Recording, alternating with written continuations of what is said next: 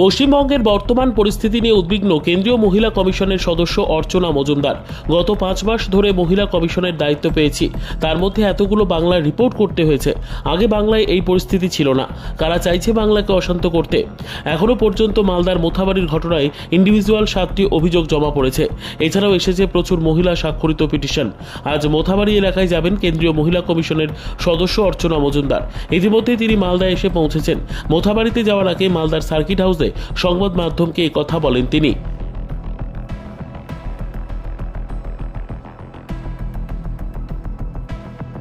Individual complain মহিলাদের আয়োগে জমা পড়েছে প্রায় 7খানা, আর মাস পিটিশন মহিলাদের প্রচুর মহিলা একত্রে সই করে প্রায় 48 জন তারা একটা সই করে যে তাদের উপরে যে ভাঙচোর, তাদের গালাগালি, ভয় দেখানো, এইসব নানা ধরনের কথাবার্তা দিয়ে মাস পিটিশন, যেটা আমরা ইমিডিয়েটলি আমাদের চেয়ারপারসন বলেছেন তার উপরে কাজ করতে এবং এসে ফিজিক্যালি দেখে ডিসিশন দিতে, রেকমেন্ডেশন দিতে। বলছি কোন কোন দিকগুলো আপনারা খতিয়ে দেবেন, কোন কোন এলাকায় যাবেন মূলত? একদম যে জায়গাটায় প্রথমে বাজারটা প্রচুর দোকান ভাঙা হয়েছে এবং সেই দোকান অনেক মহিলারও ছিল, বেছে বেছে ভাঙা হয়েছে। একটা বিশেষ সম্প্রদায়ের দোকান, পাশে অন্য সম্প্রদায়ের ভাঙা হয়নি, এগুলো অভিযোগে লেখা আছে, গিয়ে দেখব।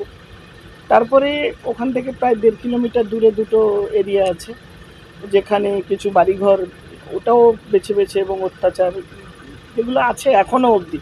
আজকে প্রায় কদিন, 6 দিন 7 দিন হতে চললো। তারপরেও যেটুকু অবশিষ্ট আছে দেখব, তাদের সাথে কথা বলবো, তাদের অভিযোগ শুনবো, সেগুলো আমরা লিপিবদ্ধ করে আমাদের যারা করণীয় আয়োগের তরফ থেকে পুলিশের সাথে কথা বলবো, অ্যাডমিনিস্ট্রেশনের সাথে কথা বলবো, সব মিটিং করে আমি যেরকম রিপোর্ট সাবমিট করি। এর আগে আমি বেলডাঙ্গা রাইড করেছি, এই 5 মাস দায়িত্বে এসে আপনার দিনহাটা করেছি, নারকেলডাঙ্গা রাইড করেছি, এটা 4 নম্বর রাইড। আমি খুব উদ্বিগ্ন, মানে পশ্চিমবঙ্গের বাসিন্দা হিসেবে, একজন মহিলা হিসেবে বলতে পারেন।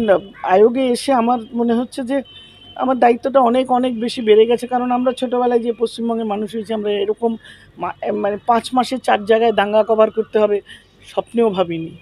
এখানে মেয়েরা মিলেমিশে আমরা একসঙ্গে স্কুলে কলেজে বড় হয়েছি। কি হচ্ছে এখন? পুলিশের ভূমিকা কারা করাচ্ছে, কোন শক্তি, কেন, কি তাদের ইন্টারেস্ট, এগুলো পুলিশের ভূমিকা। পুলিশ হয়তো লোকালি ম্যানেজ করছেন, কিন্তু আসল যে কারণ, দেখুন আমি ভিডিওগুলো খুব মেটিকুলাসলি দেখেছি।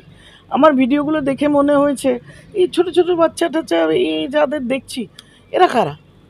We have to identify them. কারা, কেন, কিসের প্ররোচনা, কেন বারবার হচ্ছে, কেন এই বিভেদ সৃষ্টি হচ্ছে, কেন এই ভাঙচুর হচ্ছে, ধ্বংস হচ্ছে? এগুলোর জন্য সরকার যদি তার ভূমিকা পালন করতে না পারে, বা পুলিশ প্রশাসন যদি না থাকে, এগুলো আমার মনে হয় আরও উচ্চতর পর্যায়ে এর তদন্ত করে দেখতে হবে।